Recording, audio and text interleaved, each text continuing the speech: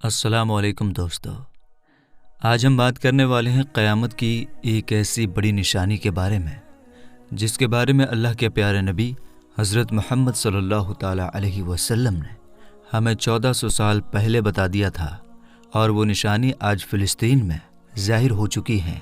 مطلب کہ اس نشانی کو آج ہم اپنی آنکھوں سے پورا ہوتا ہوا دیکھ رہے ہیں، جس کو دیکھتے ہوئے یہی لگ رہا ہے کہ قیامت بہت قریب آ چکی ہے۔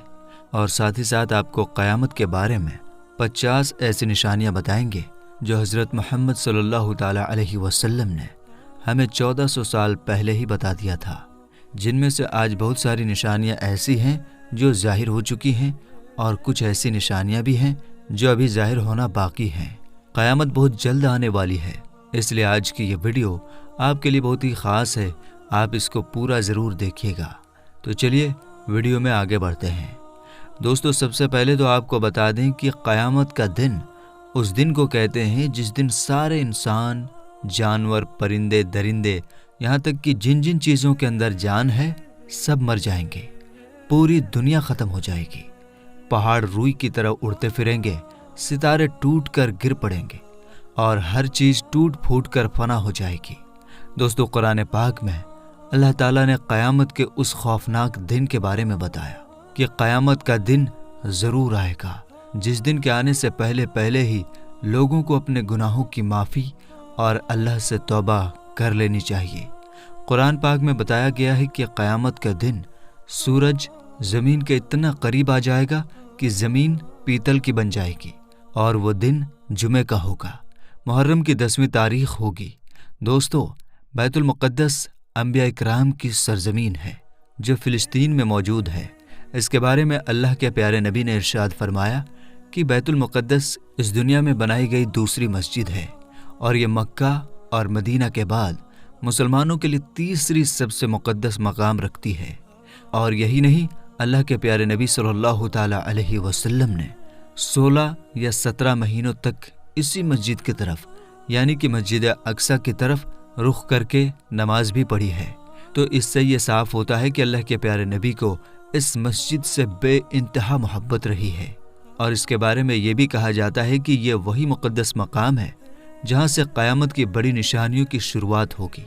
قیامت کی نشانیوں میں سے ایک بڑی نشانی حضرت عیسیٰ علیہ السلام کا ظہور ملک شام کی ایک جامع مسجد کی مینار پر ہوگا، اور اسی شہر کے مقام باب لوط میں حضرت عیسیٰ علیہ السلام دجال کا قتل کریں گے۔ اور یہی نہیں، اسی شہر سے یاجوج ماجوج کا دنگا فساد بھی شروع ہوگا، جس کے بارے میں ہم کئی ویڈیو میں بات کر چکے ہیں۔ اور علماء کرام یہ بات بھی لکھتے ہیں کہ بیت المقدس پر یہودیوں کا قبضہ کرنا بھی قیامت کے قریب ہونے کی ایک نشانی ہے۔ اس کے علاوہ اللہ کے پیارے نبی حضرت محمد صلی اللہ تعالیٰ علیہ وسلم نے آج سے 1400 سال پہلے قیامت کی کچھ ایسی نشانیاں بتائی تھیں کہ جن کے بارے میں آپ نے فرمایا تھا کہ جب یہ نشانی ظاہر ہونے لگے تو سمجھ لینا کہ قیامت قریب آ چکی ہے۔ لیکن آج جس زمانے سے ہم گزر رہے ہیں، اس میں قیامت کی بہت ساری نشانیاں ایسی ہیں جو پوری ہو چکی ہیں، اور ان میں سے کچھ نشانیاں ایسی بھی ہیں جن کا پورا ہونا ابھی باقی ہے۔ لیکن اللہ کے پیارے نبی نے قیامت کو لے کر جو نشانیاں بیت المقدس کے بارے میں بیان فرمائی ہیں، وہ آج تقریباً پوری ہوتی ہوئی نظر آ رہی ہیں، جس کے بعد دجال آئے گا۔ یاد رکھیں، اسرائیل کا فلسطینیوں پر حملہ کرنا اور اس کے بعد بیت المقدس پر اپنا قبضہ کرنے کی کوشش کرنا ایک بہت بڑی تباہی کی طرف اشارہ ہے۔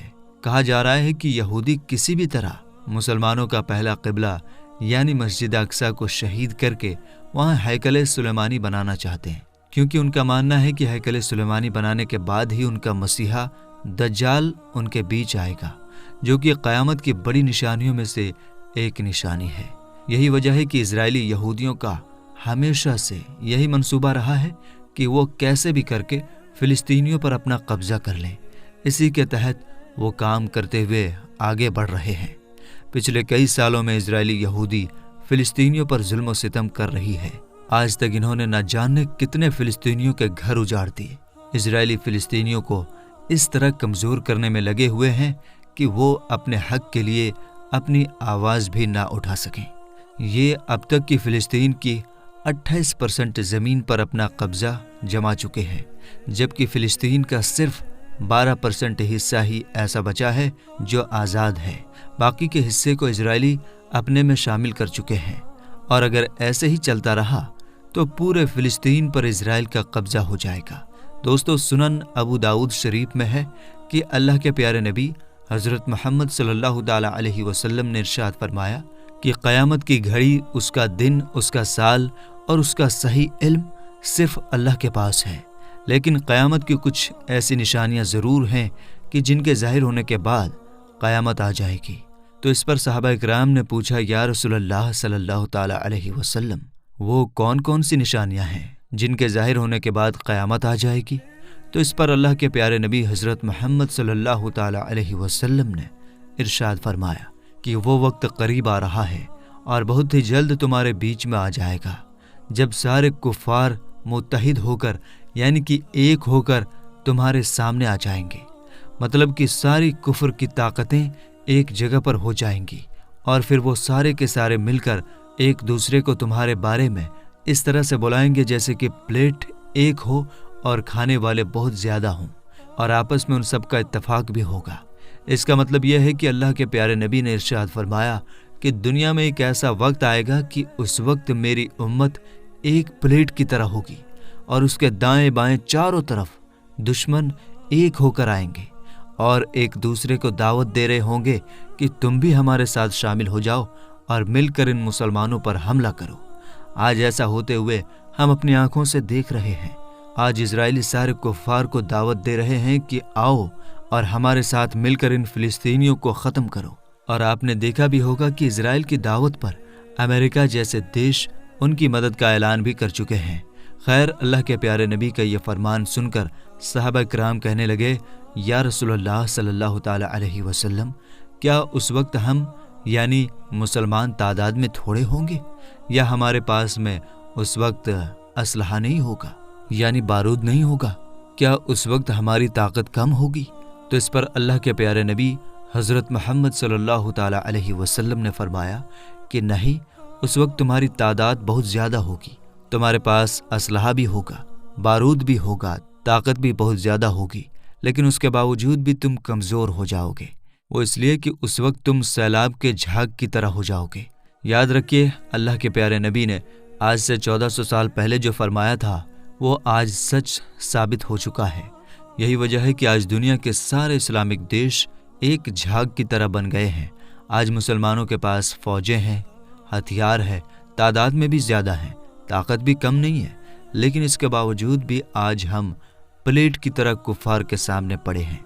और यही नहीं, इसके आगे अल्लाह के प्यारे नबी ने इरशाद फरमाया कि अल्लाह ताला तुम्हारे दुश्मन के सीनों से तुम्हारा डर निकाल देगा और तुम्हारे दिलों में दुश्मन का डर डाल देगा, और तुम्हारे दिलों में दुश्मन का डर डाल देगा तो समझ लेना कि क़यामत करीब आ चुकी है। आज ऐसा भी हम अपनी आंखों से देख रहे हैं। आज हम अमेरिका से डर रहे हैं इसलिए कि हम तबाह बर्बाद हो जाएंगे, हमारे सारे कारोबार ठप पड़ जाएंगे। तो ऐसा भी होता हुआ आज हम अपनी आंखों से देख रहे हैं। एक सहाबी ने अर्ज़ किया, या रसूल अल्लाह सल्लल्लाहु ताला अलैहि वसल्लम, उस वक्त मुसलमानों की ऐसी हालत क्यों होगी? मुसलमान इस हालत में क्यों पहुंचेंगे? इतनी कमज़ोर हालत में हम क्यों आ जाएंगे? तो ये सुनकर अल्लाह के प्यारे नबी ने फरमाया कि उस वक्त मुसलमान दुनिया से प्यार करने लगेंगे और मौत से डरने लगेंगे।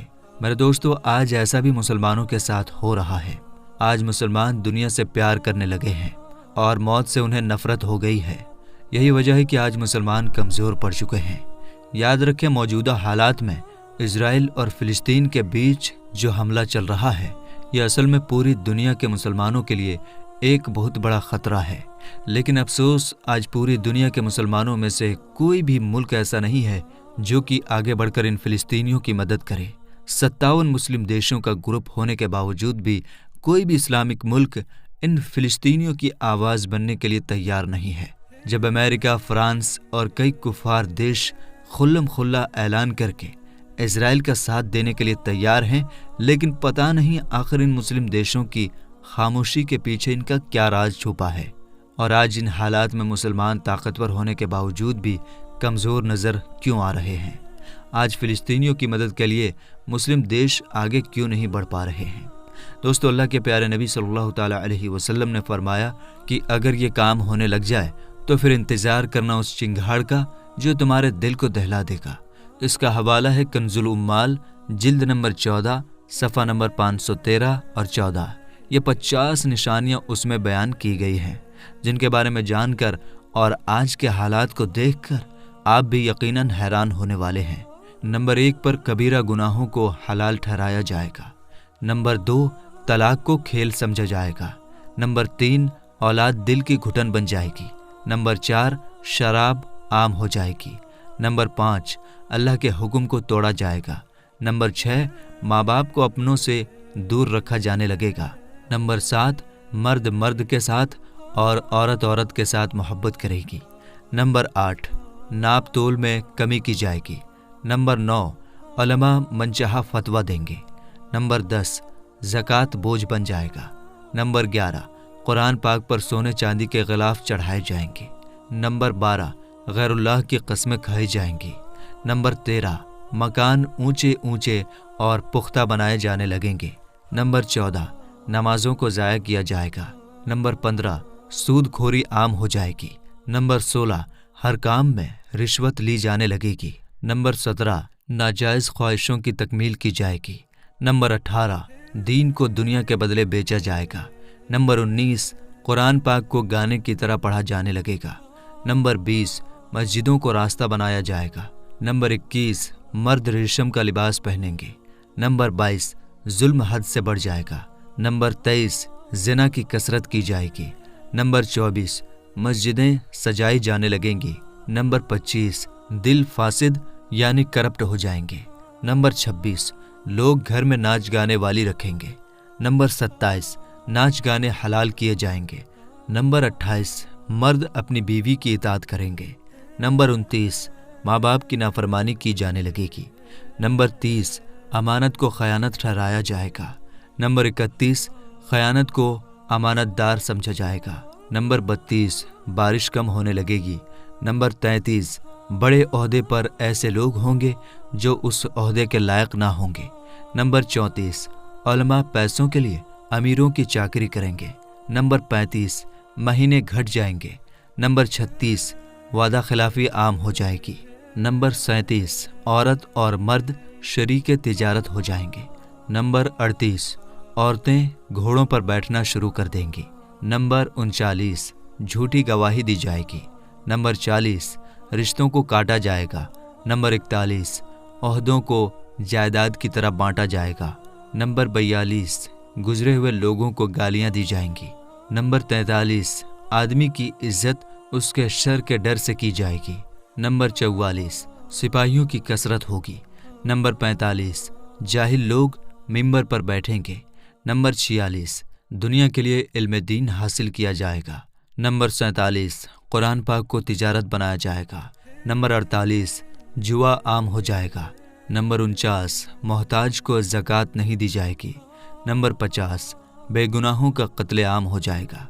دوستو ہر مسلمان کا یہ عقیدہ ہے کہ ایک دن قیامت ضرور قائم ہوگی اور ہر شخص کو اپنی پوری زندگی کا حساب کتاب دینا ہوگا۔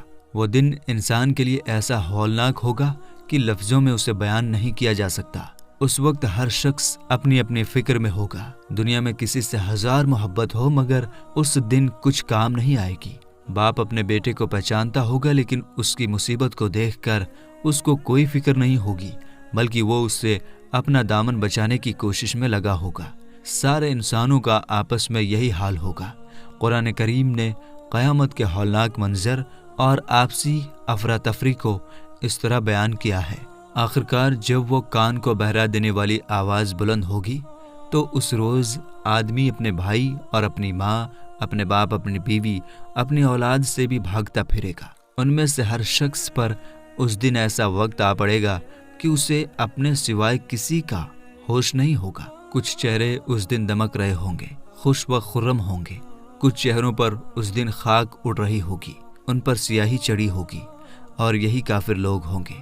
دوستو اللہ کے نبی صلی اللہ تعالیٰ علیہ وسلم نے فرمایا کہ قیامت کے دن ہر مالدار اور غریب آدمی یہ تمنا کرے گا کہ کاش اس کو دنیا میں صرف گزارا کرنے کی روزی دی جاتی۔